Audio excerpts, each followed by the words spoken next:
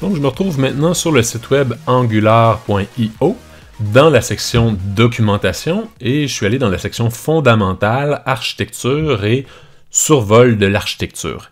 Et ce diagramme-là m'intéresse. Il présente les éléments fondamentaux pour bien comprendre comment concevoir une application Angular. Ce qui est à la base du quadriciel, ce sont les components en anglais, donc des composants. Tout à l'heure, je vous ai présenté Tour of Heroes.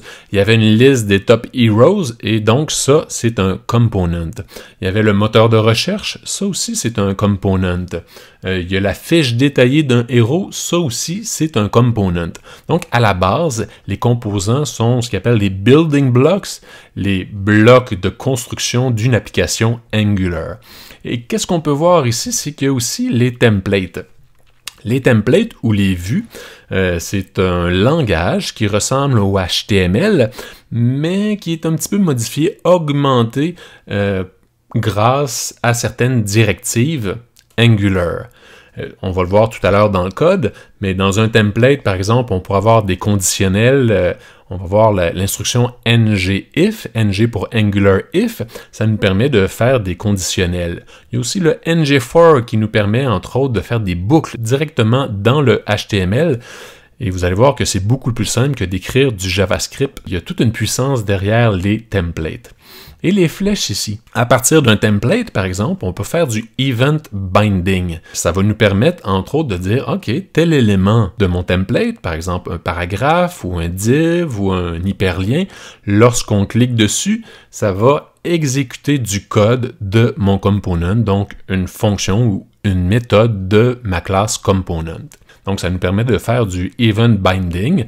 On peut associer toutes sortes d'événements comme le click, le mouse over, etc. Donc, tous les événements qu'on connaît du HTML et du JavaScript. À l'intérieur du component, on pourrait avoir, par exemple, une propriété qui est Selected Hero, le héros qui est sélectionné par l'utilisateur. Et grâce au Property Binding, ça va nous permettre de mettre à jour automatiquement le template, la vue, à partir de ces données-là. Donc, aussitôt qu'il y a une modification qui est faite à la variable ou à la propriété Selected Hero, ça va se refléter automatiquement dans le template. Et on va voir que c'est très simple à utiliser ce système de Property Binding-là. Si on revient ici sur les directives, j'ai parlé du ngIf, du ngFor, qui va nous permettre de faire des conditionnels, des boucles directement à partir du template. Maintenant, les services. Les services vont être injectés dans un component. Un exemple d'utilisation d'un service, c'est lorsqu'on veut accéder, par exemple, à des API REST ou à des services web. On va vouloir centraliser ces opérations-là, d'aller interroger, d'aller chercher de l'information à l'externe vers un service web. On va vouloir centraliser ça dans un service. Donc, le service va rendre service au component. Et on peut voir ici que c'est dans une boîte injector parce que Angular utilise le patron de conception injection de dépendance ou DI en anglais, Dependency Injection. Et ça va permettre justement au component dans son constructeur de spécifier les dépendances externes qu'il a besoin pour fonctionner.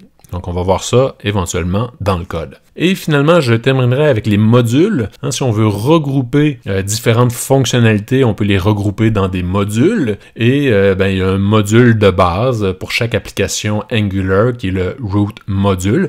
Mais c'est possible de séparer et de développer plusieurs modules. Par exemple, un module pour l'authentification, un module pour la gestion des préférences de l'utilisateur, un module pour l'affichage de certaines données.